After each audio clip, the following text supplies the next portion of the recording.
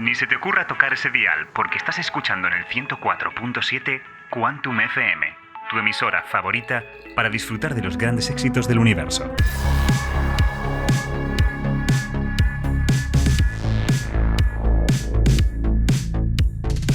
Bienvenidos a nuestra tercera emisión. En el episodio de hoy vamos a hablar de algo que suena súper futurista y sin embargo es nuestro presente. Toda una revolución silenciosa que estamos viviendo. El nacimiento y desarrollo de la computación y las tecnologías cuánticas. Hablaremos de lleno sobre esta revolución, sobre cómo funcionan estos nuevos ordenadores, qué ventajas tienen frente a los ordenadores normales, en qué sentido pueden impactar nuestras vidas, al menos que nosotros esperemos ahora, y cómo somos capaces de llevar esta tecnología cuántica a la práctica. Y para hablar de todo esto, contamos con un experto en la materia. Daniel Pérez Lozano, doctor en física por la Universidad de Lovaina.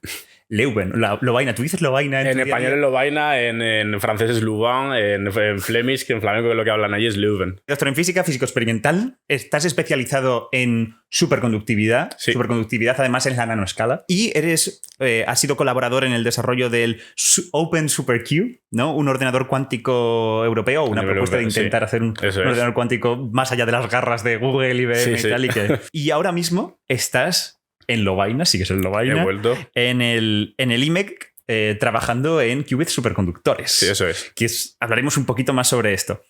Aparte de todo el trabajo y toda la labor que has hecho como investigador en cuestiones de información cuántica, materiales relacionadas con computación cuántica.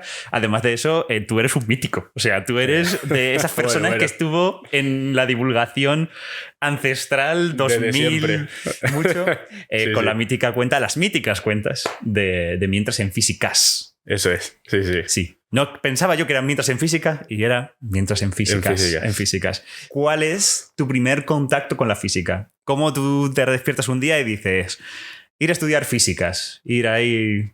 ¿Y eso cómo surge? No sé, yo creo que fue una cosa muy natural, yo diría, porque joder, en bachillerato era la asignatura que más me gustaba, la que mejor se me daba y la que mejores notas sacaba. O sea que fue casi, es todo, va seguido, va rodado. Claro, no hace o sea, lo viste súper claro. Sí, nada de esto de que hay mucha gente cuando ya hace selectividad, luego tienes que hacer la inscripción para ver qué carrera quieres usar. Yo no tenía dudas. Vale, en ese sentido también, hablando de la carrera investigadora, ¿qué es lo que te motiva? Porque, bueno, en el último podcast estuvimos hablando con Ana, que ella ha terminado su doctorado, pero al final no ha visto que la carrera investigadora sea lo suyo. Te pregunto lo contrario. ¿Tú qué has visto en la investigación como para decir, this is it? Para mí, no sé, es que me apasiona mucho. Es como estás siempre trabajando en la frontera, ¿no?, del conocimiento. Casi siempre tienes que hacer experimentos o tienes que trabajar en campos que es lo que tú estás estudiando es lo que más se sabe del campo y tú vas a hacer una pequeña contribución a aquello. A mí tener ese sentimiento me motiva muchísimo. Y las condiciones que yo he tenido bastante suerte, me he ido moviendo por distintos sitios y las condiciones que me he encontrado siempre, además, para hacer ciencia han sido muy favorables, muy, muy buenas, entonces no he tenido casi barreras, digamos. Es cierto también que las has hecho fuera de España. Claro, entonces sí, mi trayectoria, acabé la carrera, me fui a Bélgica a hacer el doctorado, después de Bélgica me fui a Suecia a hacer un postdoctorado, después me volví a Bélgica a hacer otro postdoctorado y ahora ya estoy de científico permanente en Bélgica. Muy contento, ya me he estabilizado, pero sí, he viajado bastante. Muy bien. Vale, y más en concreto, ¿por qué de todas las cosas? ¿Por qué no te dio por exoplanetas? ¿Por qué te dio por, básicamente, tecnologías cuánticas? Sí, a mí es que, no sé, cuando entré en la carrera siempre lo mítico de la física teórica, agujeros, eso me motivaba mucho, pero luego ya cuando empiezas a estudiar otras cosas, porque yo creo que hasta entras en la carrera, hasta el primer y el segundo curso, te nutres un poco de lo que consumes de divulgación y lo que más hay pues es el universo, Einstein, la relatividad, etcétera, etcétera. Pero luego vas descubriendo otras ramas que pues te apasionan, te resultan interesantes. Y a mí, en el caso de la cuántica, siempre me ha fascinado porque es muy antiintuitiva y esas cosas como son retos que para intentar comprender más esos fenómenos. Claro. Y a mí, como es motivación, es un reto muy grande que le veo y pues allá vamos. Muy bien, sí. Además es una cosa muy actual y que evidentemente pues cada década se están haciendo progresos y están ocurriendo cosas que evidentemente como que va a requerir que más gente se dedique a ellas. Sí, absolutamente. Tiene toda la pinta. Cuántica es el adjetivo habitual de Hollywood para volver muy de ciencia ficción cualquier cosa. Véase teletransportadores cuánticos, sondas cuánticas, portales cuánticos y un largo etcétera. Solo hay que verse una peli de Ant-Man para verlo. Sin embargo, cuántica hace referencia a uno de los pilares de la física. Todo un corpus de conocimiento que todo físico, sí o sí, tiene que saber. Las mismísimas reglas que gobiernan el mundo en miniatura. Estas son las dos palabras clave que tenéis que recordar. Las reglas del mundo cotidiano, que cada uno de nosotros vivimos a diario, el universo que Newton, Galileo, Laplace, Hamilton y un montón de físicos han descrito, ese es el mundo clásico. Cuando hablemos sobre algo clásico, nos referimos al mundo normal, básicamente. En contraste, tenemos el mundo cuántico, un microcosmos en el que todas las intuiciones que tenemos se rompen. Una de las cosas como más fundamentales de la cuántica y de la cual se derivan mil cosas. ¿Qué es esto de la superposición? Bueno, aquí depende por qué lado lo quieras enfocar, ¿no? Porque si le preguntas a un matemático es muy sencillo. Te dice, no, es una consecuencia de que la ecuación de Rödinger es lineal, entonces cualquier suma de soluciones. Pero eso a la gente le pierde un poco.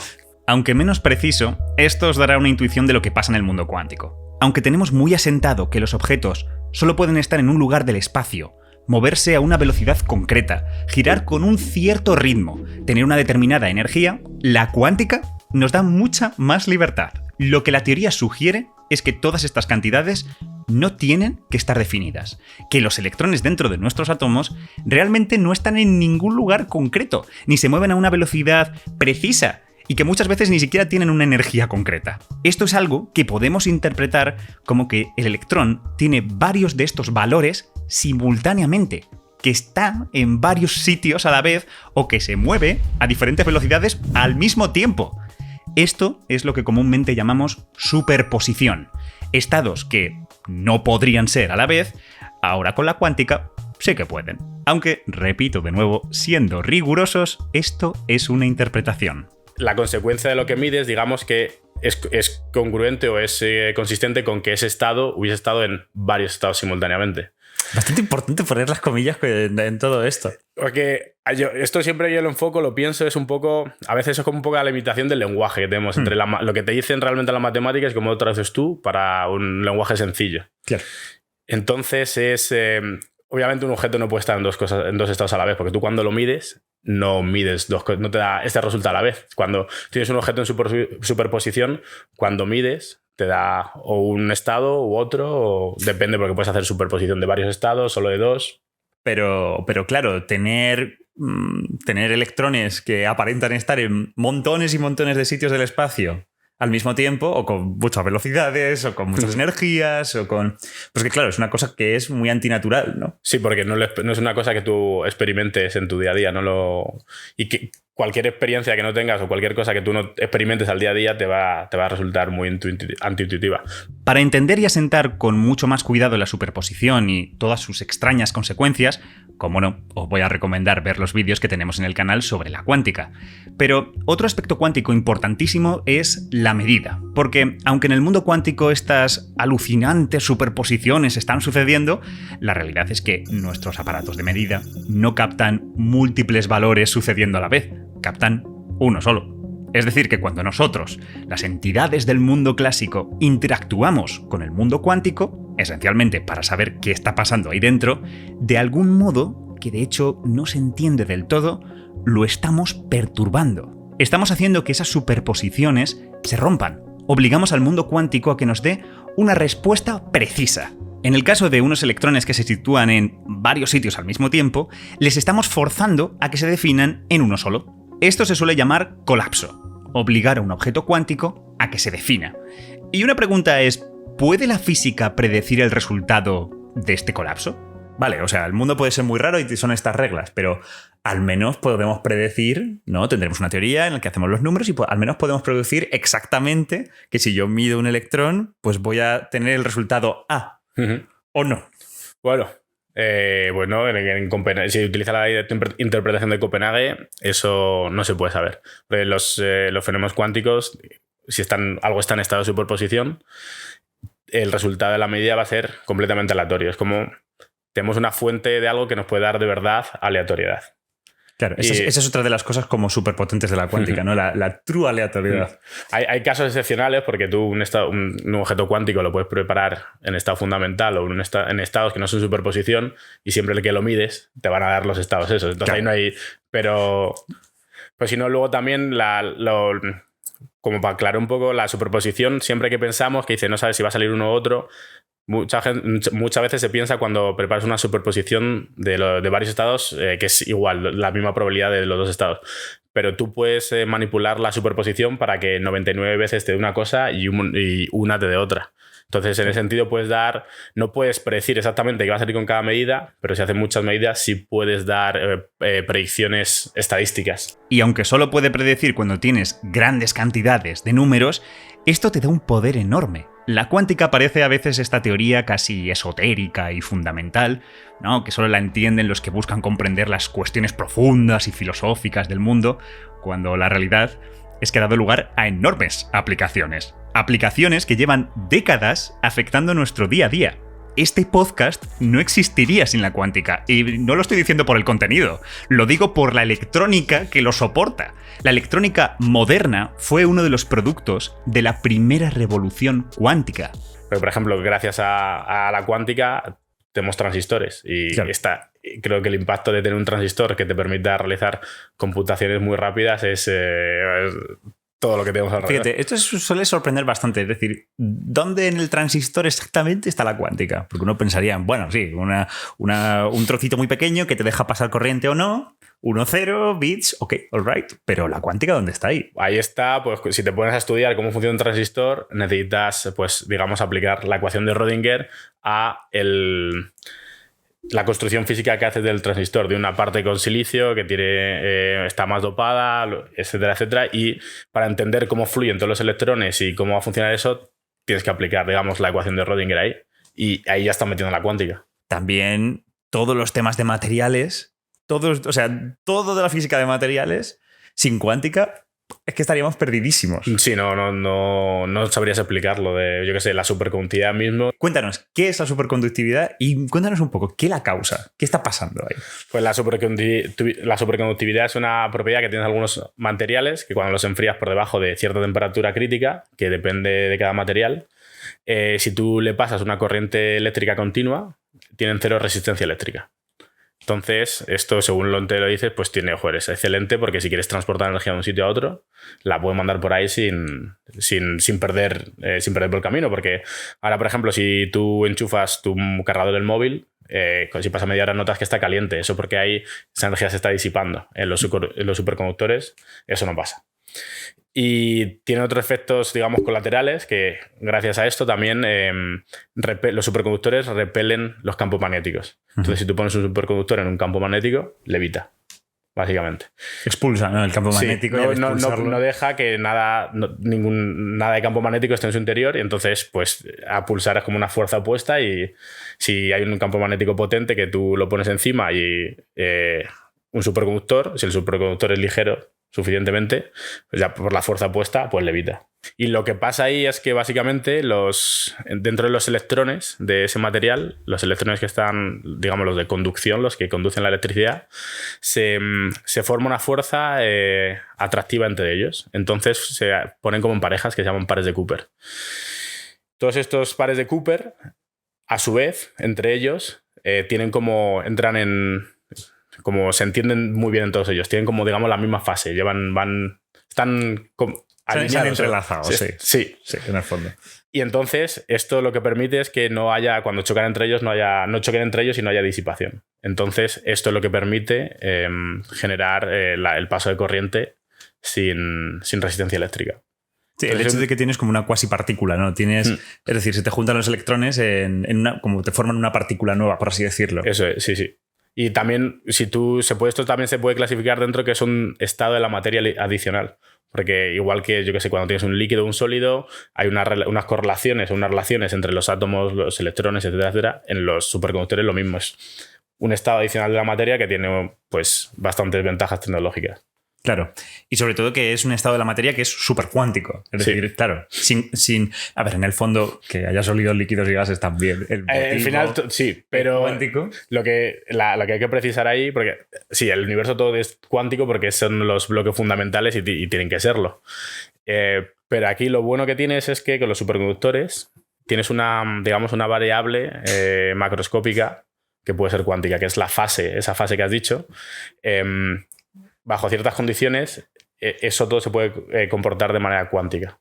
Claro. O sea, estamos con los electrones que tienen la misma fase y eso ya se explica todo por efectos cuánticos, pero tú al tener la misma fase tienes como, digamos, un efecto macroscópico cuántico, es decir, un objeto macroscópico grande que se puede comportar de manera cuántica, que no hace falta lo que siempre se asocia a la cuántica, que es, no necesitamos átomos o necesitamos cosas muy pequeñas. No, los objetos macroscópicos, bajo ciertas condiciones, también pueden comportarse de manera cuántica. Pero después de todo esto llegamos en un punto en el que, de hecho, por tener todos estos materiales, por entenderlos muy bien y alcanzar como un siguiente estadio tecnológico, se nos presenta la otra opción, que es la segunda revolución cuántica. La segunda, lo que estamos inmersos ahora. ¿En qué consiste? La segunda revolución cuántica consiste en que ahora ya somos capaces de controlar los fenómenos cuánticos, digamos los hardcore, ¿no? Somos capaces de controlar la superposición, controlar la interferencia y controlar el entrelazamiento a voluntad. Y esto se hace porque tenemos la capacidad de crear objetos que se comportan de manera cuántica, pero que son macroscópicos. Claro, eso es una locura. Cuéntanos un poco, porque ahora seguramente con los qubits va a entrar el entrelazamiento. Hay pocos fenómenos más cuánticos y, por tanto, más difíciles de explicar que el entrelazamiento.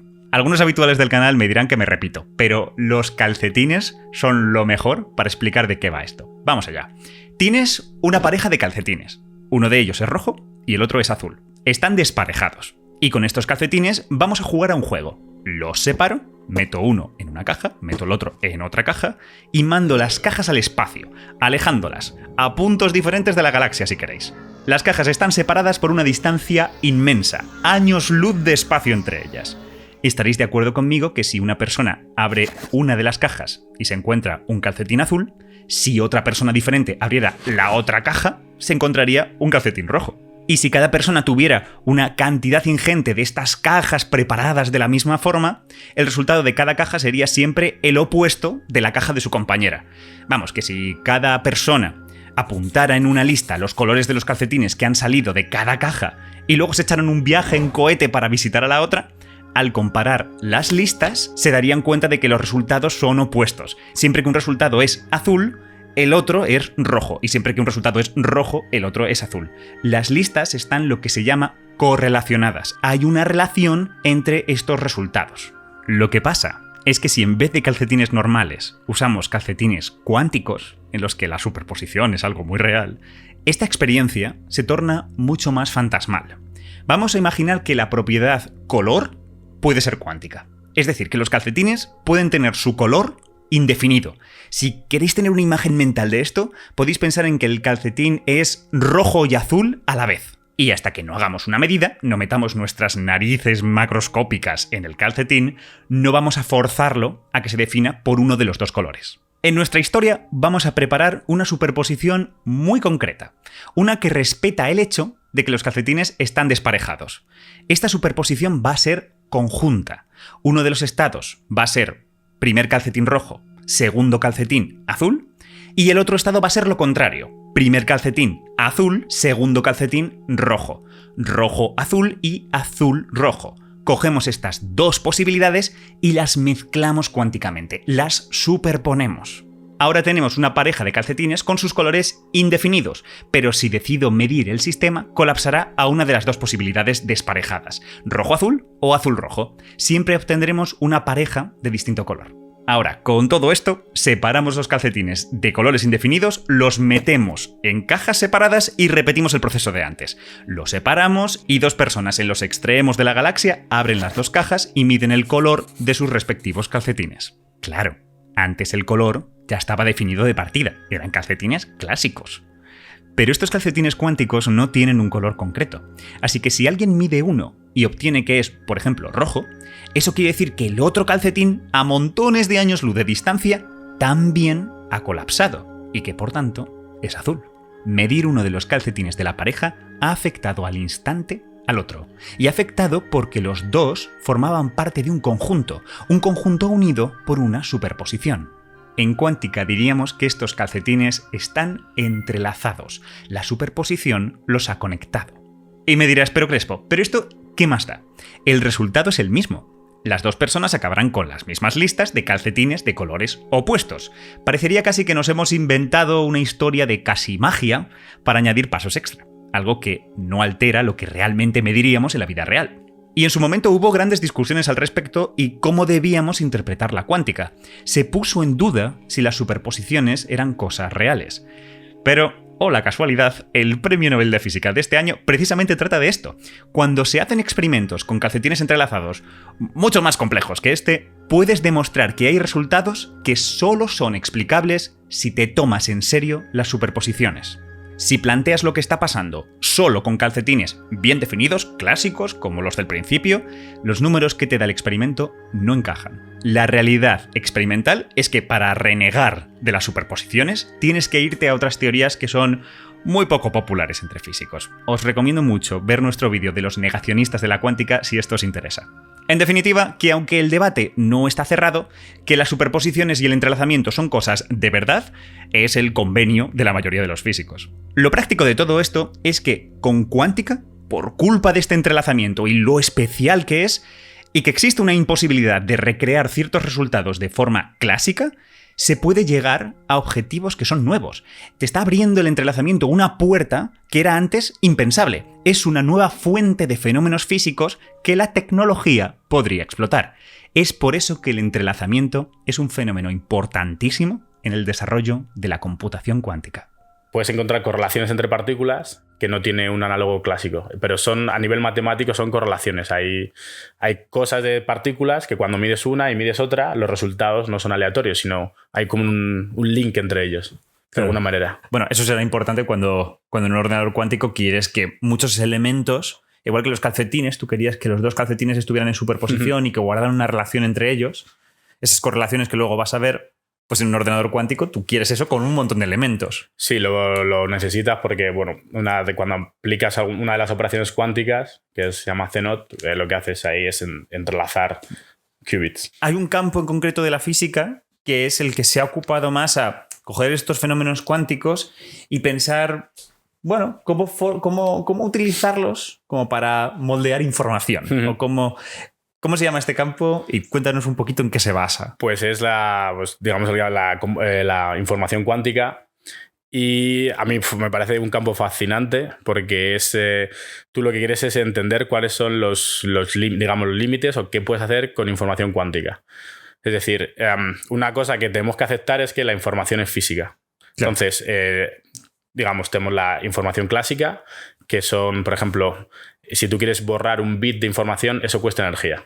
Y entonces ahí, por ejemplo, está el límite de Landauer, que se llama, que te dice cuál es el mínimo de energía imprescindible que necesitas para borrar un bit de información. Entonces está poniendo ya como, si yo tengo información clásica, tengo que gastar esa energía para borrar algo. Y eso es un límite de la naturaleza, como puede ser la velocidad de la luz o cualquier otra constante o cualquier otro límite de la naturaleza. Con la cuántica es lo mismo, voy a estudiar cuáles son los límites físicos que tengo o qué cosas, utilizando recursos físicos, que puedo hacer para computar cosas o para transportar información, etcétera, etcétera. Y al igual que nuestros móviles, consolas y ordenadores, como computadores clásicos, manipulan bits para modificar la información dentro de ellos, ¿no? Los míticos ceros y unos de la informática, la unidad básica de información cuántica también existe. Los bits clásicos solo tienen dos estados, o 0 o 1. Los bits cuánticos o qubits pueden tener infinitos estados. Porque tú puedes tener el estado 0, el estado 1, pero cualquier superposición entre ellos pues, es también un estado válido del sistema. Puedes tener una superposición que sea 0 y 1, 50-50, otra superposición que sea 0 y 1, 20-10, 20-80, todas estas cosas. Y entonces puedes tener, digamos, infinitas combinaciones de estas. Exactamente. Y claro, al igual que los bits que tenemos en nuestros ordenadores, los sometemos a puertas lógicas en las que vamos vamos convirtiendo un bit 0 en un bit 1, combinamos varios para darnos pues, las diferentes puertas lógicas. Tenemos también un análogo en el mundo de la computación cuántica. Sí, tenemos las puertas lógicas cuánticas, que pues no son exactamente las mismas que las clásicas, porque cosas de la vida, que la cuántica tiene que ser irreversible y Claro. bueno, es una serie de requisitos que tienen, pero lo que sí tienen en común es que son, digamos, tienes un conjunto de puertas que te permite hacer computación universal. Son distintas porque no son la AND, la OR y todo eso, pero son equivalentes, digamos. En este sentido, la evolución de este campo, ¿cómo ha sido? ¿Cómo ha sido poco a poco de ir pensando estas ideas en las que en el que puedes idear el hecho de tener un qubit, tener puertas lógicas, que esto al final lo haces una pizarra, a estarlo haciendo ya en la práctica con una cantidad que yo creo que es considerable de qubits? Sí, ¿Cómo ha sí, sido toda esta evolución? ¿Ha habido como saltos muy importantes? ¿Ha habido como breakthroughs? ¿O ha sido una cosa como mucho más smooth, mucho más continua de pequeños pasitos? ¿O realmente hay como ultra popes en esto que han sido como la gente que ha dado un golpe en la mesa? No, hay popes, hay popes. Como empieza un poco, lo que sí siempre suelo contar es que Feynman, ¿no? Dijo, creo que es una charla que dio en el 81 o así, dijo, para si queremos simular la cuántica, tenemos que usar algo que sea cuántico. No podemos simular la cuántica usando recursos clásicos. Y eso como inspiró, digamos, un poco a la gente que se lanzó a desarrollar algoritmos. Entonces, Claro. los algoritmos famosos cuánticos están desde mucho antes que los procesadores, así. Pero bueno, hasta que no sacaron un algoritmo que, digamos, el de Shor, que fue el que como hizo un poco, eso dio un poco de empuje. Porque sacaron un algoritmo que dices, vale, esto me permite factorizar de manera exponencialmente rápida. Entonces eso dio como un boost al campo. La cosa es que luego dices, vale, pues esto, a ver cómo lo implementamos. La primera sugerencia de cómo implementar esto de manera física en el laboratorio lo hizo, creo que fue, la sugerencia la dio un Cirac, un científico español. Cirac, claro. Sí. Y luego creo que fue un poco, como a los 2 años, otro que se llama Peter Soller implementó como una versión de lo que había hecho, de la propuesta que había hecho Cirac. Y todo esto se utilizaba tenías trampas magnéticas que atrapabas a iones.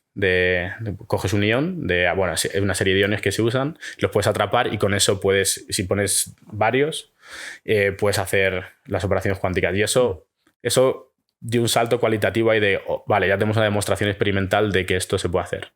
En el fondo, luego han ido surgiendo más plataformas en las que puedes hacer qubits. Entonces eso, por ejemplo, en el 99, Nakamura, un científico japonés, logró fabricar el primer qubit superconductor. Entonces es digamos que es otro boost para el sistema, para el campo. Usando moléculas con técnicas de resonancia magnética también puedes hacer computación cuántica. Luego está limitado porque se observaron unos problemas, pero había como, digamos, varias plataformas y ha habido entonces esos saltitos. No son como saltos que diga, pues de aquí lo cambio todo, pero son como experimentos o demostraciones críticas. Luego, por ejemplo, en 2007 o el 2008 que se inventó el transmon, eso al menos a los qubits superconductores le dio un boost bastante grande, porque pasaron de tener coherencias muy bajas de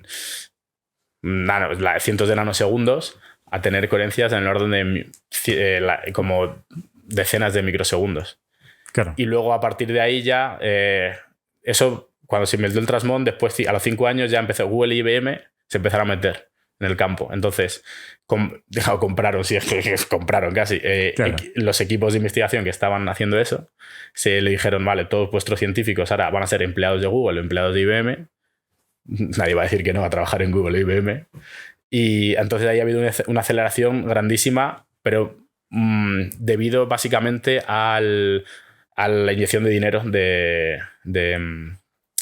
o sea, de recursos, básicamente. Tú metes mucho dinero en un campo, entonces acelera muchísimo.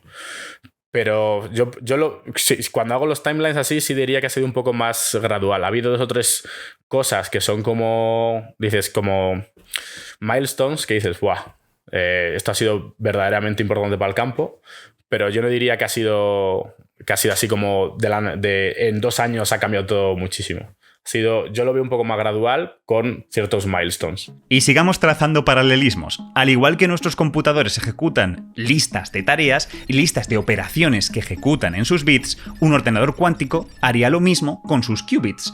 Una receta, una serie de pasos que haría que estos qubits nos dieran información valiosa. Un algoritmo cuántico. La cuántica te ofrece otro conjunto de operaciones que al utilizarlas de manera correcta te permiten tener una ventaja sobre el algoritmo clásico. Un ejemplo de algoritmo cuántico y versus su comparación clásica. Por ejemplo, el algoritmo de Shor. Cuéntanos como más en detalle. El algoritmo de Shor, ¿qué pretende hacer? ¿Cuál es su tarea? El algoritmo de Shor lo que hace básicamente es factorizar un número en sus componentes primos. Vale. Entonces, eso, a priori, dices, pues vaya tontería, no sirve para nada. Casualidad de la vida que toda la criptografía de clave pública de Internet está basada en la utilización de números primos con el algoritmo RSA. Exactamente. Entonces, si la seguridad de ese algoritmo se basa en que, de manera clásica, factorizar números muy grandes tardarías cientos y miles de años. Entonces, aunque es posible hacerlo, las escalas de tiempo son tan grandes que no es práctico. Claro. Te vas a poner a desencriptar algo y vas a tardar 100.000 años o muchísimo más. ¿Qué pasa? El algoritmo de Shor te ofrece una ventaja exponencial a la factorización. Requiere exponencialmente menos pasos que los algoritmos clásicos. Entonces, claro, ahora ya cambia las tornas. Ahora tienes un algoritmo que vas a poder usar y vas a poder romper la encriptación en un tiempo razonablemente corto. Por ejemplo, hay gente que se dedica a hacer cálculos de qué recursos necesitamos para aplicar el algoritmo de Shor a RSA 2048, que son el sistema de encriptación implementado hoy día de hoy. Y el último paper que leí era así como necesitabas 20 millones de qubits y 8 horas. Entonces, claro, pero 20 millones de qubits. O sea, tecnológicamente no estamos ahí, pero no sabemos cuánto vamos a tardar en llegar ahí. A lo mejor tardamos 20 años en llegar ahí, o tardamos 10, o tardamos 30, pero se puede llegar. ¿Existen ordenadores cuánticos estrictamente, ya en la actualidad? Como estrictamente, en plan, como una arquitectura de ordenador, en plan, pues, por ejemplo, todo este directo está tirando de un ordenador que tiene pues, su tarjeta gráfica, su procesador, que tiene su memoria, y eso todos lo asociamos a un ordenador, ¿no? Pues, ¿esa arquitectura existe en su variante cuántica? No, ahora lo que tienes es procesadores y ya está. Es vale. el procesador y tú le envías los pulsos para hacer las operaciones cuánticas. Ya sea porque hay distintas modalidades de procesador cuántico. Están los que haces con circuitos superconductores o los que haces con átomos atrapados, con puntos cuánticos en silicio. Hay diferentes modalidades, pero al final es un procesador, un sistema cuántico que procesa información cuando le envías los pulsos adecuados. Entonces, eso es lo que hay a día de hoy. Entonces, todo lo que tú programes, por ejemplo, no hay un lenguaje de programación, digamos, como Python, que tú escribas y pues sea para programar cuánticamente. O sea, todavía lo que hay son, digamos, compiladores que te hacen de interfaz entre tus instrucciones y los instrumentos para manejar el ordenador cuántico, claro. Y ya está, pero es eso. Entonces, a día de hoy lo que hay es un procesador y tú le envías pulsos y se ejecutan las tareas. Claro. Así. Pero no hay, por ejemplo, ahora no hay una RAM cuántica, digamos, no existe. Entonces es un problema porque cuando tienes un ordenador funcional necesita una memoria RAM. Y esto, por ejemplo, no hay corrección. Se está empezando a aplicar corrección de errores, que también los ordenadores y los procesadores actuales todos también llevan métodos para corregir errores, pero eso en los ordenadores cuánticos que tenemos ahora todavía no está. Claro, esto a veces no se piensa que, claro, tú puedes estar procesando tus bits cuánticos, cambiándolos de un estado a otro con tus puertas lógicas que son cuánticas, pero al final los resultados en ciertas ocasiones supongo que tienes que almacenarlos. Y no es almacenar cosas clásicas, es almacenar estados cuánticos muy largos. Claro, si hay operaciones que hay, digamos, un algoritmo que requiriese almacenar estados cuánticos, ahora no puedes. Ahora lo que puedes ejecutar solo es como, pues inicializas tu ordenador, ejecutas tus puertas lógicas cuánticas y salen cosas. Y eso es lo que guardas. Pero vale. no puedes almacenar, digamos, no puedes hacer, tampoco hay un disco duro cuántico ni nada de eso. Claro, bueno, eso quedará al futuro. Ahora te pregunto más sobre esto. Un ordenador cuántico, hemos hablado como de las cosas que puede hacer, etcétera. ¿Tendremos un ordenador cuántico en casa dentro de unos años? Por ejemplo, a ver, no se puede predecir el futuro, pero si yo tengo que apostar dinero, si dentro de 20 años vas a tener un ordenador cuántico en casa, yo diría que no. ¿Pero por cuestiones técnicas o...? No, es por cuestiones de utilidad. A ti un ordenador en casa lo tienes porque te resulta útil para realizar ciertas tareas. Tú puedes editar vídeo, grabar audio, jugar a videojuegos, etcétera, etcétera. Y eso es porque hay sistemas algoritmos que permiten crear eso. En el caso de la computación cuántica, hay algoritmos, pero hay muy pocos. Necesitamos mucho más algoritmos para hacer cosas más útiles. Claro. Y ninguno de los algoritmos que hay es útil para las cosas que necesitas tú en casa. Es más útil que un ordenador cuántico esté en un centro de supercomputación. Claro. Y de ahí acceder a ello para, si tú tienes una empresa que quieres optimizar algo, pues correr tus cálculos y tu problema de optimización en ese centro de supercomputación. Como ahora con los superordenadores. Tú no necesitas un ordenador con 100 GPUs en casa. Claro. Pues es lo mismo. Claro, porque pocas personas en el mundo realmente necesitan como correr simulaciones muy grandes o necesitan como cosas que requieren como de ese... Pues será lo mismo con un ordenador cuántico. A lo mejor si llega, por ejemplo, el día que alguien inventa una serie de algoritmos que se pueden aplicar para que tengas tu entretenimiento en casa, así, pues a lo mejor sí, pero de momento nadie se está, digamos, centrando en algoritmos para entretenimiento. Claro. Eso podría ser una posibilidad, que en el futuro haya, pues... un montón de informáticos que se dediquen al gaming cuántico. Sí, porque sí puede ser. Lo que pasa es que hay que ver qué experiencia te aporta eso, no sé. Claro, es muy claro. raro. Claro, o sea, creo que siempre está como la idea de que un ordenador cuántico va a ser un ordenador mejor, en algún sentido vago, pero la realidad es que no es que sea un ordenador mejor, es un ordenador especializado. Es mejor en unas tareas muy, muy específicas. En algunos casos es mejor que los clásicos, en otros casos es muchísimo mejor, en otros casos no puede competir con un ordenador clásico porque no hay un análogo a... Claro.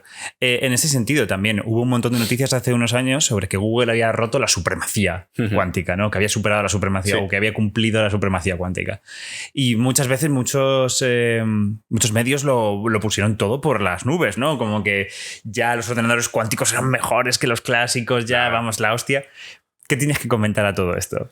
No, que joder, fue pues otro de los hitos del campo, ¿no? Porque es la primera vez que se mostraba que un ordenador cuántico podía realizar una tarea muy específica de manera mucho más eficiente que un ordenador clásico. Porque cuando lo de la gente de Google sacó su paper, ellos habían hablado con la gente que tiene los superordenadores, en plan, ¿cuánto tardáis en hacer esto? Y habían hecho vale, entonces, basados en estos cálculos, no nos pueden.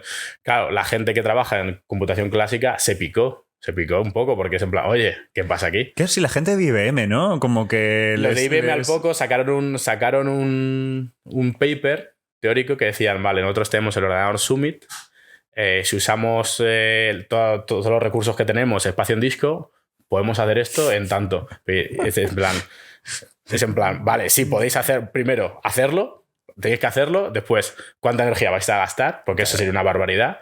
Y tercero, estáis comparando una cosa que ocupa esto con un edificio de supercomputación. Lo que pasa es que luego la gente, después de eso, trabajó en los algoritmos clásicos que hacían la misma tarea de Google y en 2 o 3 años había un avance grandísimo. Y ahora el experimento de Google, creo que el último paper que sacaron es simulable como en 15 minutos en un ordenador con 2 de GPUs. Joder, wow. Y entonces eso es muy bueno también, porque lo que hace es la gente de que estaba en computación clásica estaba como, pues nada, digamos a fuerza bruta, salen un competidor y eso te fuerza a estrujarte, a apretarte las tuercas y al final pues han dado con métodos de mejora en las cosas clásicas. Que muchas veces también pasa. Hay una chica investigadora que se llama Ewing Tan, que es muy conocida en el campo de la algoritmia cuántica porque decuantiza cosas, por ejemplo.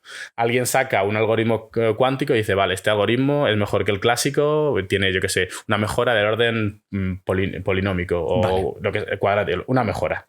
Y llega esta chica y a los 2 meses saca un paper que dice, pues mira, utilizando esto he decuantizado las cosas. He encontrado una alternativa clásica que supera lo cuántico que has sacado ahora. Joder. Bueno, estos piques están bien, ¿no? A mí me parece maravilloso, porque tú lo ves en los repositorios o en Twitter y es como... Es una guerra amistosa, digamos, ¿no? Sacas tú esto, no, yo soy mejor, no, ahora yo... En torno a la computación cuántica hay dos palabras que juntas te estallan un poco la mente. Si conectar montones de ordenadores clásicos nos ha dado Internet, si conectamos montones de ordenadores cuánticos, ¿podríamos obtener un Internet cuántico? ¿Se podría lograr en algún momento un Internet cuántico? Hay gente trabajando en Internet cuántico, digamos, cuántico, pero se llama así porque es un sistema... Al final lo que son crear mecanismos para compartir información cuántica de manera eficiente. Por eso Internet al final es un sistema de compartir información entre diferentes nodos. Entonces, lo mismo quieres hacer con lo cuántica para compartir información cuántica. Pero no será de la misma manera que tenemos Internet ahora, que tenemos una página web y todo eso. O al menos a priori, en el corto plazo de tiempo, no va a ser algo así que te cambie la experiencia. Y dices, ¡buah! Bueno, tú estás diciendo esto, pero en 50 años tenemos el chat de Terra cuántico, unos loles cuánticos. Cuanterra o algo así. ¿Va a haber problemas de la física en general que van a ser resolubles gracias a un ordenador cuántico? Sí, por ejemplo, ahora una de las... estoy muy interesado Google, cuando da charlas, hace siempre tiene un diagrama de aplicaciones de los computadores cuánticos, en plan, cuán posibles son de lograr en el corto plazo y cuán arriesgadas son. Y lo primero siempre que pone, que es, digamos, lo más sencillo y lo que menos arriesgado son simulaciones físicas, ya sea de modelos de materia condensada para simular cómo se comportan electrones en un cristal determinado, pero también cosas de información cuántica, digamos, de cosas de entrelazamiento, ¿no? Porque en un ordenador cuántico tú puedes controlar el entrelazamiento entre partículas. Claro. Entonces, si tienes un sistema muy grande, pues, digamos, ¿qué pasa? Para mí es una pregunta muy curiosa. ¿Qué pasa cuando yo entrelazo a voluntad 1 millón de partículas? ¿Surge algo nuevo ahí, espontáneo? Porque, por ejemplo, la analogía que pongo es, tú cuando tienes una molécula de agua, pues tienes una molécula de agua, pero si juntas 1.000 millones de moléculas de agua, tienes un fluido y es una propiedad emergente la fluidez. Claro. Entonces, a lo mejor con el entrelazamiento pasa una cosa así. Si tú tienes un gran número de partículas que controlas cuán entrelazadas están, a lo mejor hay una propiedad emergente, o puedes simular cosas que sean agujeros negros, de todo a nivel de información, no de cómo se comporta a nivel de ecuaciones del espacio-tiempo, pero de cómo se distribuye la información en agujeros negros y cosas así. Y esas son las aplicaciones que Google, ellos visionan como lo más accesible a corto plazo. Claro. Entonces sí se va a poder utilizar para simular cosas de la física. Y va a abrir... va a dar nuevos insights, va a aportar conocimiento, sí, gracias a estas simulaciones más precisas, digamos. Exactamente. Otra cosa que se comentaba mucho era el hecho de cuando podamos hacer simulaciones cuánticas mucho más duras de moléculas, de simulaciones estas que se hacen, pues eso, de cómo se enlazan átomos con otros, etcétera, ¿no? Simulaciones moleculares gordas, pues a lo mejor eso también va a ayudar a entender mucho mejor ciertos aspectos puntuales y efectivamente todo lo que habla sobre materiales. Ya hemos hablado de que la superconductividad es un fenómeno en el que tú tienes un entrelazamiento brutal entre todos los electrones del sistema. Entonces, hay aspectos de la superconductividad que no entendemos. No, y a lo mejor sí, y lo vas a poder, a lo mejor puedes acoplar tu problema a lo que pueden hacer los ordenadores cuánticos. Así que, joder, ahí en ese sentido, también en el sentido de la investigación y entender mucho mejor aspectos que la cuántica tiene un papel o no, sí que van a ser súper útiles. Sí. Y además, digamos que las aplicaciones más tempranas que vamos a ver. Vale, y ahora la pregunta dorada. Vale. Tú imagínate que por el motivo que sea, de repente haces un breakthrough en tus qubits superconductores, como que consigues producir una cantidad brutal y de repente tienes en tus manos un ordenador cuántico que sí es capaz de romper RSA. ¿Qué haces? Me refiero, ¿qué haces en el sentido de tienes que tener un plan? Es decir, tú tienes ahora mismo un dispositivo que puede romper RSA y una vez rompas RSA 1, 2, 3, 4 veces, yo me imagino que habrá protocolos por todas partes en el que la gente va a empezar a sospechar de, un momento, aquí va a haber una brecha de seguridad. Alguien aquí está rompiendo RSA, ergo tendremos que cambiar los algoritmos a una cosa a un algoritmo diferente. Sí. Uno que sea como más costoso, pero que no puedas romperlo con el algoritmo de Shor. No, tiras la palanca de emergencia, alguien me está jodiendo mi algoritmo, así que vamos a subirlo. Así que sé que es una pregunta muy apresurada, pero ¿qué se te ocurre hacer? O sea, ¿cómo le sacarías el mayor provecho posible a tener un ordenador cuántico que puede romper RSA. Bueno, a ver, sin que te pillen tan rápido, ¿no? Hombre, provecho le puedes sacar. Lo que pasa es que lo puedes utilizar para hacer el bien o para hacer el mal. Claro. Entonces ya depende un poco de lo que tú... Para ti está bien o para ti mal. Yo estaba pensando en forma maliciosa. En plan, vale, vamos a ponernos en mentalidad de tiburón. Yo voy a intentar conseguir la más pasta posible. Hackear todos los bancos. Pero ¿cómo? Es así. ¿Pero cómo lo harías? ¿Como irías uno por uno? ¿O atacarías el mismo? En plan, no sé. Es como... Habría que hacer un plan. Me falta un poco de experiencia atracando bancos, pero basado en las películas... No, sería... Bueno, ahora sí, joder, me ha pillado un poco así. Yo creo, sí, yo creo que tendrías que ir uno por uno, pero la cosa es que... Hombre, yo creo que la operación sería un poco complicada, ¿no? Porque primero, vale que tú puedes escuchar las transmisiones y desencriptas la clave privada, las claves, ¿no? Pero luego tienes que atacar el banco. Claro, con las claves. Con las claves. Entonces, no sé eso a qué nivel. Pero en cualquier caso, eso, o sea, está bien por una serie de Netflix, pero en día de hoy ya se están desarrollando post-criptografía cuántica, que se llama. Quantum Cryptography, sí. Cryptography, y lo que hace es poner algoritmos que son resistentes a otros algoritmos, ¿no? Claro. Cuánticos que pueden romper. Entonces, a día de hoy todavía falta mucho para poder romper RSA, pero ya hay algoritmos que son resistentes a los algoritmos cuánticos o alternativas que son, digamos, seguras ante ataques cuánticos. Claro. El NIST ahora, el Instituto de Estándares y Medidas de Estados Unidos, hay una competición hace poco y creo que hay 2 o 3 finalistas que están como... que son candidatos y lo quieren implementar más que nada rápido, porque un truco que puedes hacer es, vale, yo todavía no tengo la tecnología para romper eso, pero voy a escuchar, voy a ser paciente y voy a escuchar, me voy a guardar toda la información. Claro. En vez de bancos, ponlo de secretos de Estado. Me voy a guardar toda esa información, escucho ahora, lo guardo en un disco duro y cuando ya tenga RSA, como esta información está encriptada en RSA, la desencripto y leo los mensajes. Yo, fíjate, esto, joder, lo he hablado esto con... O sea, le he planteado esta pregunta a algunas personas, la lanzo totalmente a los que nos están a ver. escuchando, viendo. Yo lo que haría realmente sería atacar criptomonedas. A los criptobros. Atacaría a los criptobros. Les robaría ahí los bitcoins. Sobre todo porque, a ver, a mí se me ocurrió esto. Porque efectivamente, como has dicho, hay muchos pasos de seguridad dentro de la seguridad de un banco. Por ejemplo, te metes en la cuenta de otra persona y ya no solo su clave de entrar, sino la clave que tienen de la firma electrónica. Sí, hay un montón de encima pasos. se queda un registro que lo van a ver. Es peliagudo, o sea, es peligroso. A ver. Sorpréndeme. Este es mi plan. Tengo mi ordenador y una cosa que se sabe es que, por ejemplo, en Bitcoin, leí que alrededor de un tercio de toda la pasta en Bitcoins está como parada, está congelada. Y se sospecha que no hay movimiento de esos Bitcoins porque sencillamente sus dueños se han olvidado de la clave. Magnífico. Es decir, gente que compraría a lo mejor en 2010-11, la han dejado ahí, se ha revalorizado de la hostia y simplemente se ha quedado ahí porque ya no recuerdan la clave. Entonces, un ataque a la blockchain a esas cuentas en concreto podría ser porque no se darían cuenta, eso por un lado, ¿no?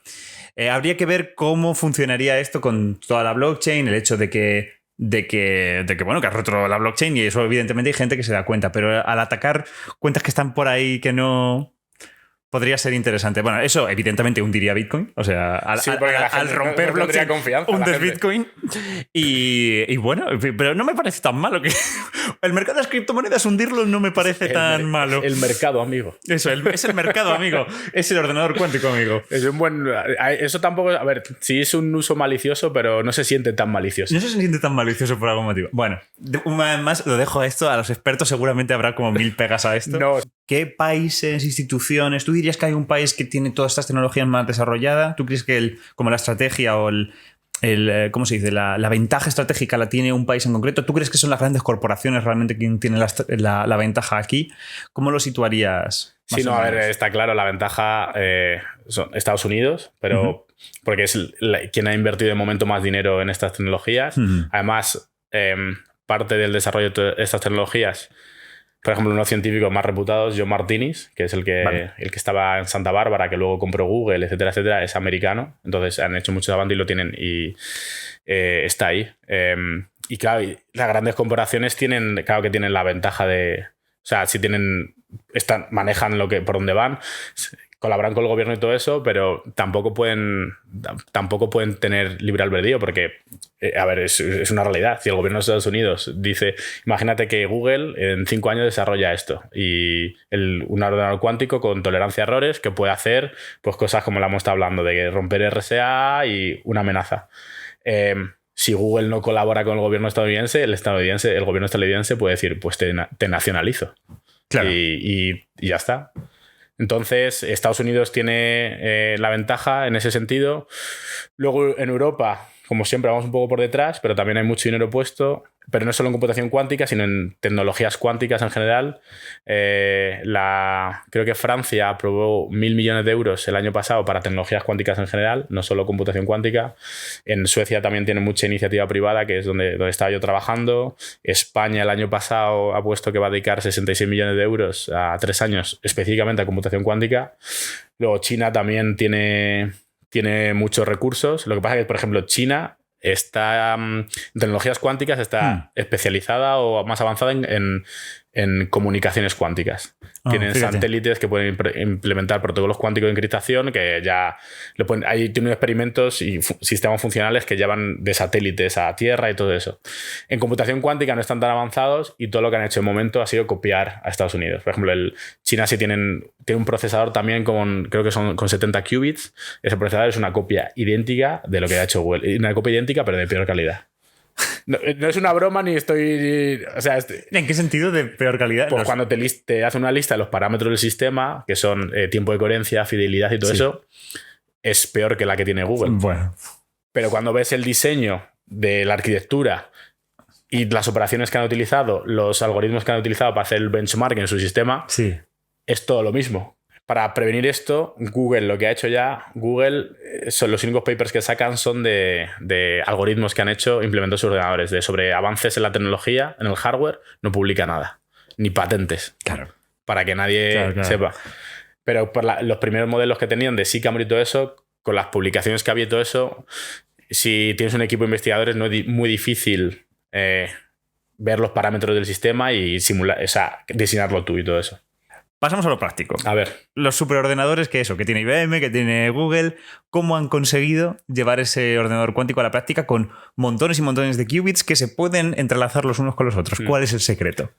Pues a ver, para hacer un ordenador cuántico hay muchísimas plataformas, pero muchísimas, pues tenemos, a ver si me acuerdo todas. A ver. Qubits superconductores, que son hacer circuitos eléctricos con un superconductor. Iones atrapados, que atrapas iones de tierras raras o de otros átomos. Átomos neutros, también los puedes hacer. Tienes puntos cuánticos en silicio. Tienes vacantes nitrógeno, que se llama, que son como defectos, defectos de nitrógeno en diamantes. Tienes electrones levitando en helio superfluido. Electrones levitando en helio superfluido. Eso es muy loco, ¿no? Y lo más loco de eso es que hay una empresa privada que está desarrollando eso. Fíjate. Se llama Eureka o algo así. Bueno, ¿qué más hay? Tienes moléculas que puedes, con moléculas muy largas, que las puedes también utilizar para computación cuántica.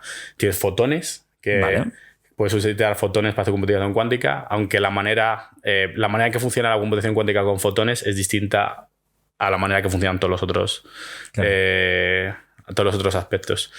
Y hay alguno más. Tengo una lista en casa, creo que hay como 9, 10, he dicho 7, 8, me dejo alguno, pero todo esto son plataformas que te permiten implementar un qubit de manera física, que tú tienes la abstracción de idea de qubit y la puedes hacer un sistema que se comporte como un qubit.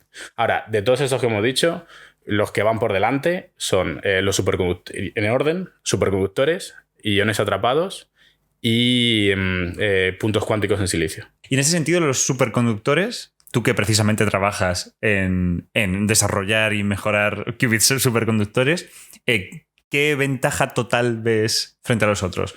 ¿Por qué dirías que son mucho mejores? Pues son mejores en el sentido de que son, por ejemplo, son mucho más rápidos que los iones atrapados, del orden 100 veces más rápidos. Entonces, Al final... ¿Con rapidez te refieres a poder aplicarles puertas lógicas, cambiarlos de por ejemplo, estado? Claro. Por ejemplo, aplicar una puerta cuántica en un qubit superconductor son 10-15 nanosegundos. Nice. En un ion atrapado te vas al microsegundo ya. Claro, en un ion es como que ese 0,1, ¿no? Y esas superposiciones, ¿qué es exactamente lo que le estás haciendo al átomo para que sea un 0 o sea un 1? Se utilizan lo que se llaman niveles hiperfinos del ion, que es, pues son los niveles energéticos que tú, cuando lanzas un láser, lo puedes excitar o desexcitar y luego tienes que hacer esos niveles hiperfinos.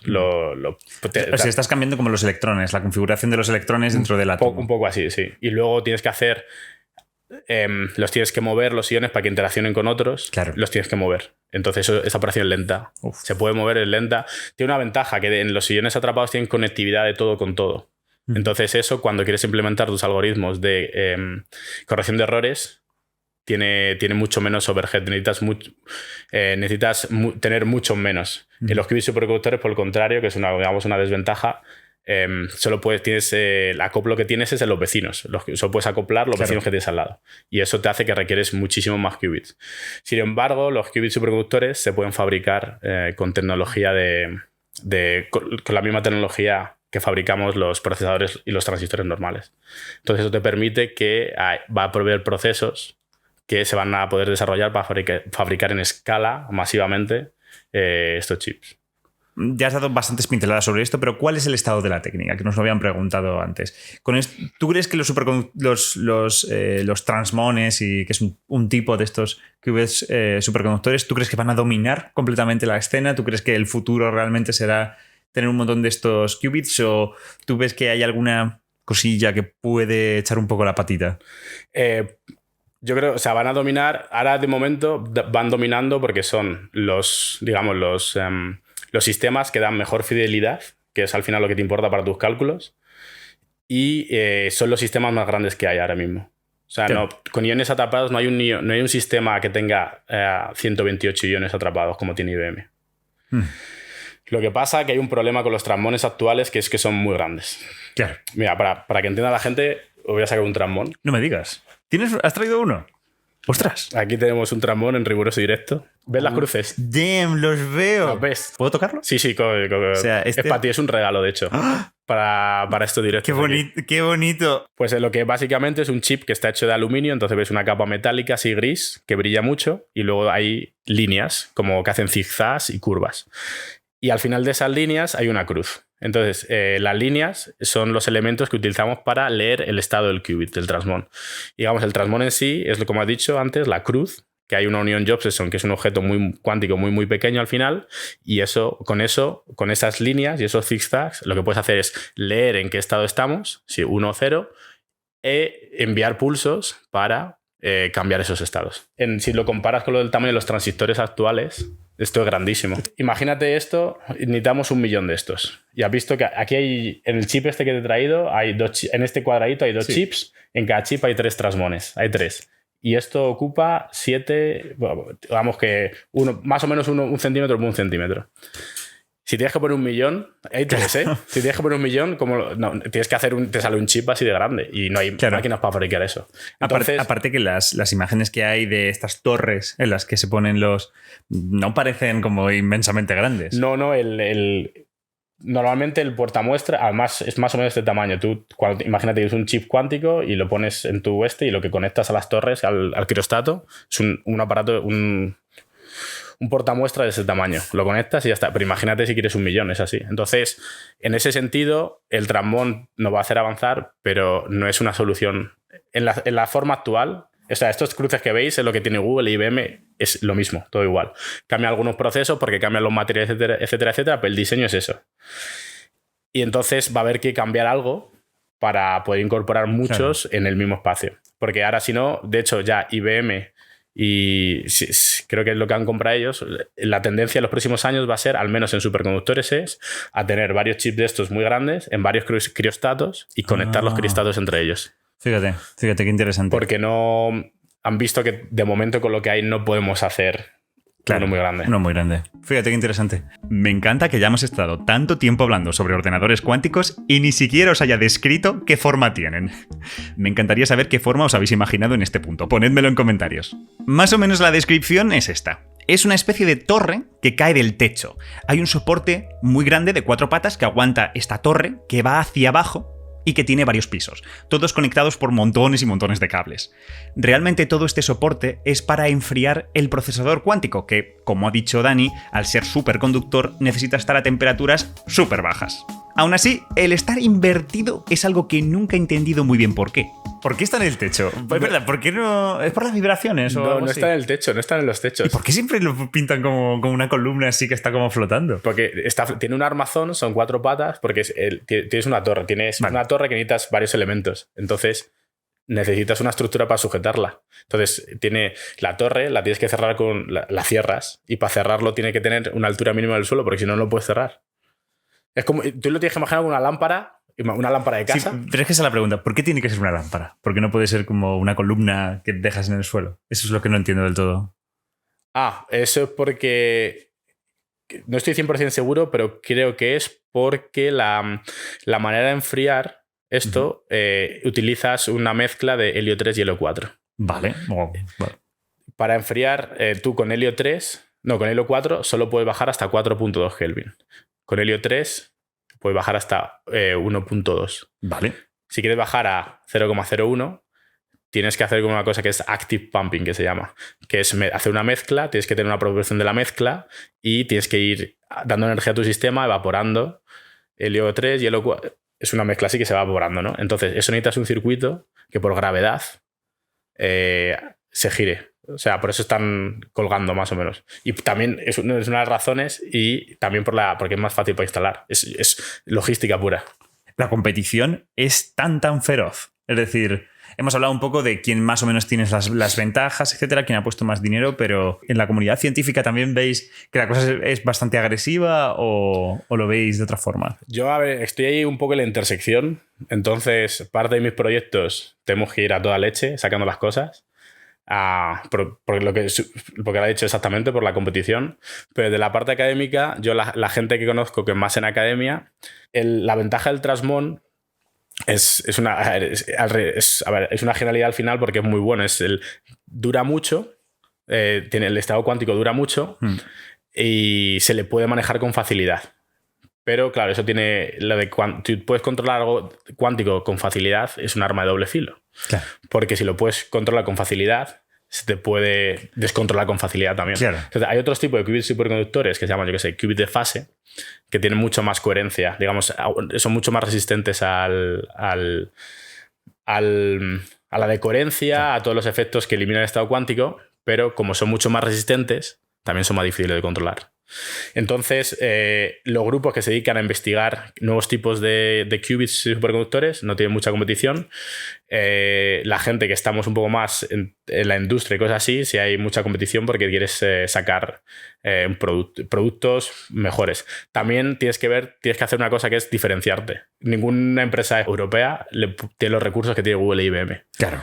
Entonces, eso tienes que pensar cómo tú puedes estar dentro del juego todavía, pero sin hacer lo mismo que hace Google y IBM, porque te van a hacer 100 veces mejor. Obviamente, entre Google y IBM, pues claro, están a ver quién pone los sistemas, porque, por ejemplo, la rivalidad que hay entre Google y IBM es Google tiene mejor ordenador cuántico, pero no tiene tantos qubits como IBM, pero al final tú lo que quieres es que la calidad de los qubits sea mejor. Entonces ahí siempre cada uno usan distintas métricas para evaluar por qué mi procesador es mejor, etcétera, etcétera. Ninguno tampoco, por ejemplo, las cosas que usan para evaluar, las cosas que hacen para evaluar, ninguno las repite las del otro, porque eso sería como un poco admitir que, pues, por ejemplo, que Google nunca ha publicado el Quantum Volume, que es la medida que usa IBM. Nunca ha publicado el Quantum Volume en su ordenador. Al menos yo no lo he visto publicado. Y IBM tampoco nunca ha hecho un experimento de la supremacía cuántica. Claro. Y las dos cosas son factibles en los dos. Claro. Entonces hay cierta competición entre digamos, el mismo tipo de empresas que hacen el mismo tipo de qubits.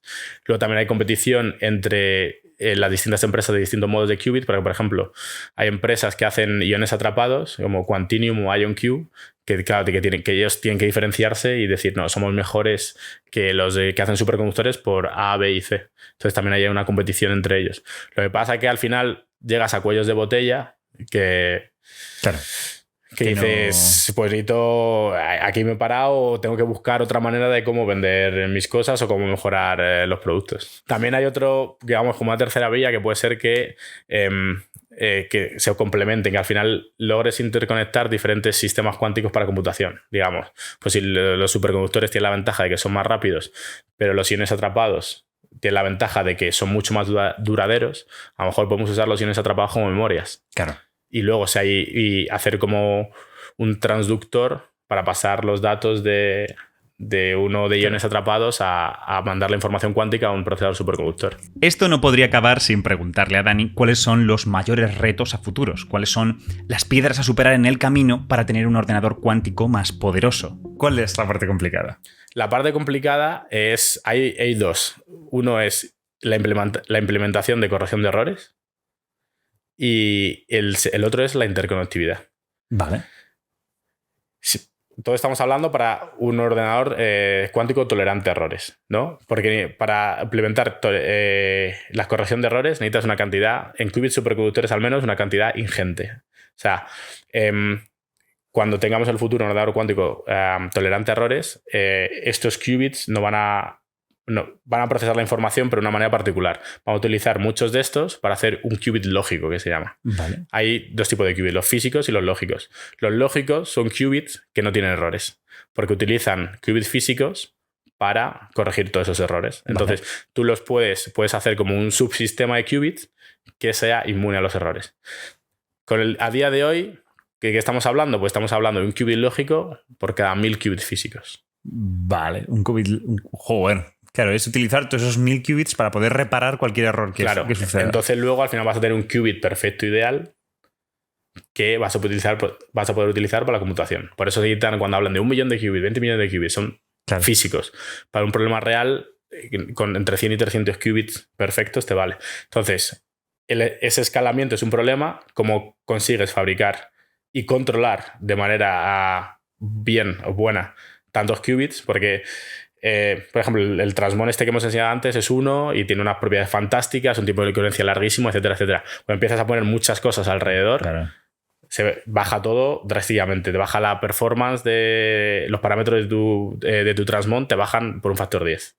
Si lo haces bien, si lo haces mal, te bajan mucho más.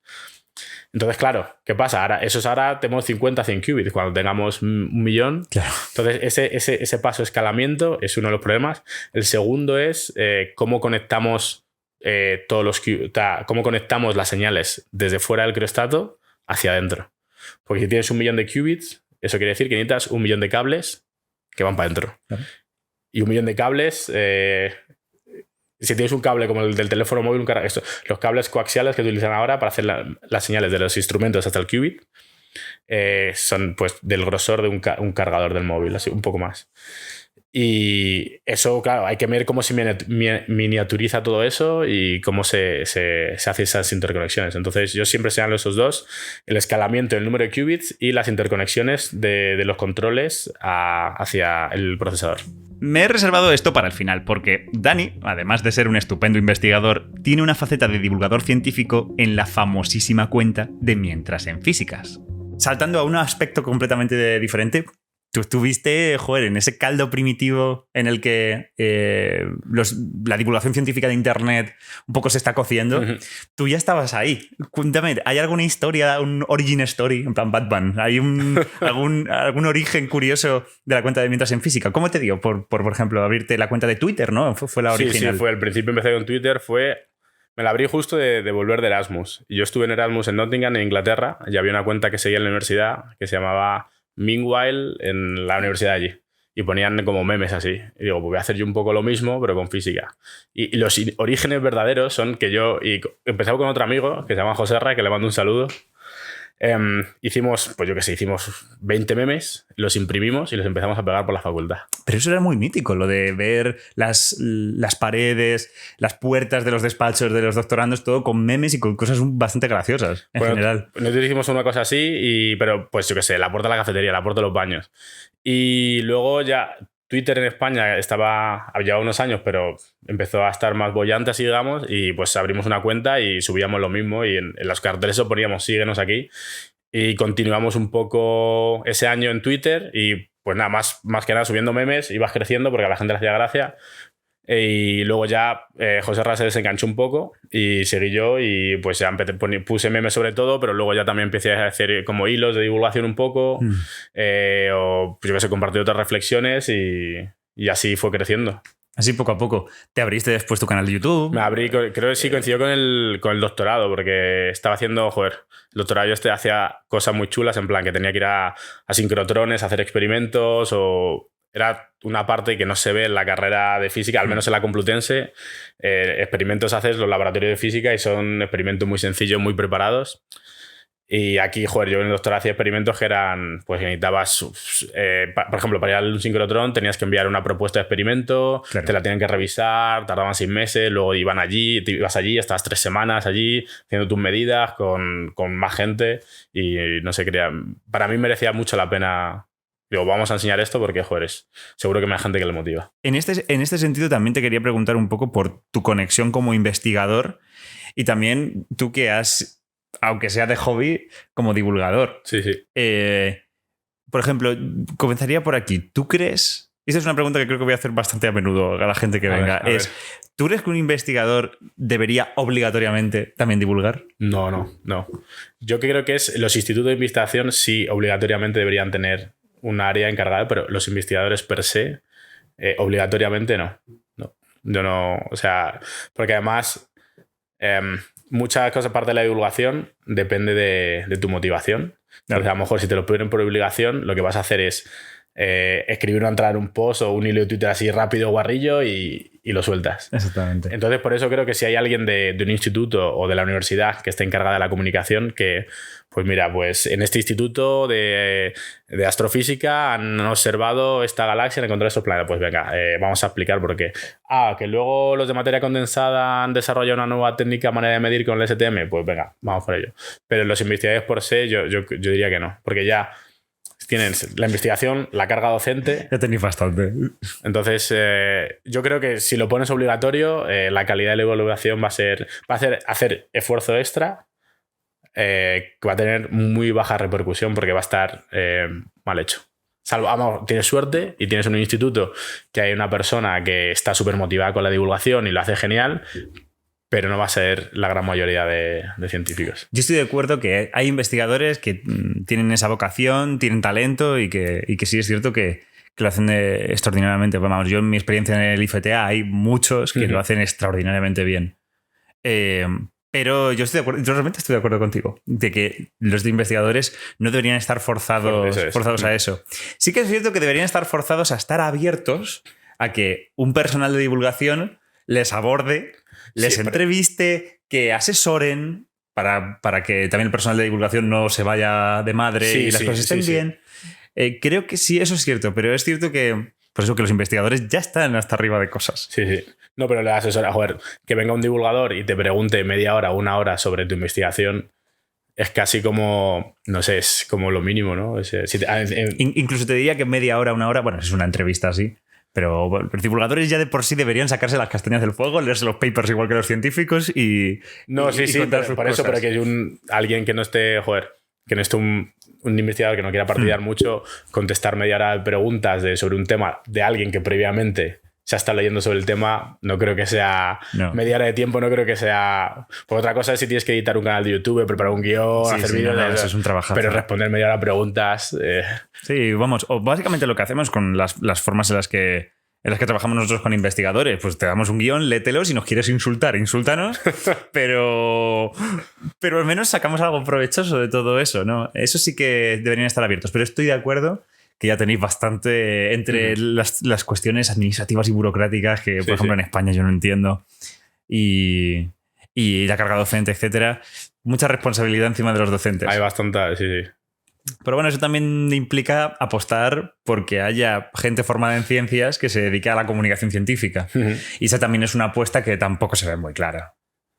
No, pero yo creo, o sea, de los últimos, yo creo que 3 o 4 años, a lo mejor es porque estoy bias, porque estoy metido un poco en el mundillo de la divulgación, pero sí he conocido varias personas que han acabado el doctorado, el postdoc, y se han cambiado algo de comunicación, ya sea en Lovaina, joder, conocí una chica, sobre todo, Idoia, que hacía biomedicina y doctorado, postdoctorado, y al final ella se ha montado una empresa, por ejemplo, de ilustración científica para grupos de investigación.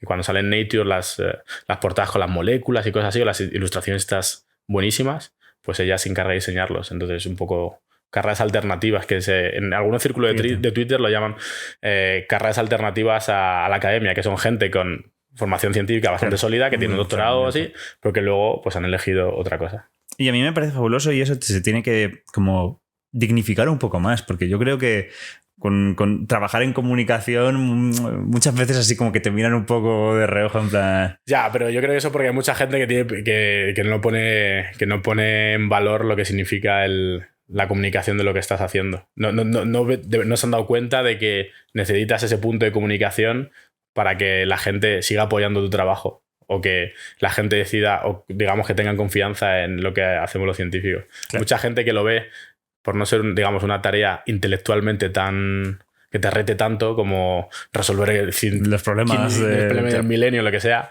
no lo tienen como un sistema de escalas de valores distintos y lo desprecian un poco por eso, pero porque no se han dado verdaderamente esas personas no se han dado cuenta de lo importante que es comunicar lo que haces para que se sepa. Que de todos modos, a más de uno de esos me gustaría decirles, ahí tienes un chaval que sabe 0, explícale qué es lo que es un transmón. Nada. Eso sí que es un reto intelectual. Oye, muchísimas gracias por el transmón, o sea, me parece besto regalo del mundo, ¿eh? Lo había pensado porque digo, a ver, todos los podcasts así que conozco de renombre siempre van los invitados y te dan regalos. Joder, qué bonito. Digo, pues qué aquí bonito. Oye, el podcast de Quantum Fracture necesita regalos también. Me ha hecho más ilusión después de estarme peleando. Por eso, claro. Es que yo lo sé la historia, entonces... Oye, Dani, muchísimas gracias por pasarte, la verdad. Un placer estar hablando de todas estas cosas contigo, de alguien que sabe de verdad. A vosotros por invitarme y darme la oportunidad aquí. Estás aquí más que invitado en otra ocasión. Cuando queráis. Y con esto cerramos esta emisión de Quantum FM. Mil gracias al señor Mientras en Físicas, a Daniel Pérez Lozano, por animarse a pasarse por el programa y por el regalito transmónico que nos ha traído. Lo tengo ahora mismo en mi mesa y estoy cada rato mirándolo de lo guapísimo que es. No os olvidéis de seguir a Dani en sus redes, las tenéis en la descripción, y os invito a dejarnos en comentarios qué os ha parecido este programa. Vuestro feedback nos encanta. Por supuesto, seguidnos en la plataforma que nos estéis escuchando si queréis más de esto. En esta emisión hemos hablado de lo más pequeño, así que nos toca volver a hablar de lo más grande. Sin embargo, vamos a un grande que curiosamente ha sido afectado por lo pequeño. Es muy curioso cómo el origen del universo puede tener tantos aspectos cuánticos. Hablaremos del Big Bang en el próximo episodio. Si no lo sabéis, podéis escucharnos en vivo y en directo en nuestro canal de YouTube Quantum Fracture. De hecho, ya tenemos fecha, 17 de noviembre a las 7 de la tarde. Esto está a la vuelta de la esquina, ya mismito. Sabed que tenemos chat en directo para nuestros miembros. Nos hacen las preguntas que quieren y ahí estamos en directo respondiéndolas. Seguidnos también en nuestras redes y os mantendremos informados de los próximos episodios. Por lo demás, os dejamos viajar tranquilos. Estáis escuchando en el 104.7 Quantum FM, tu emisora favorita para disfrutar de los grandes éxitos del universo. Un abrazo y muchas gracias por escucharnos.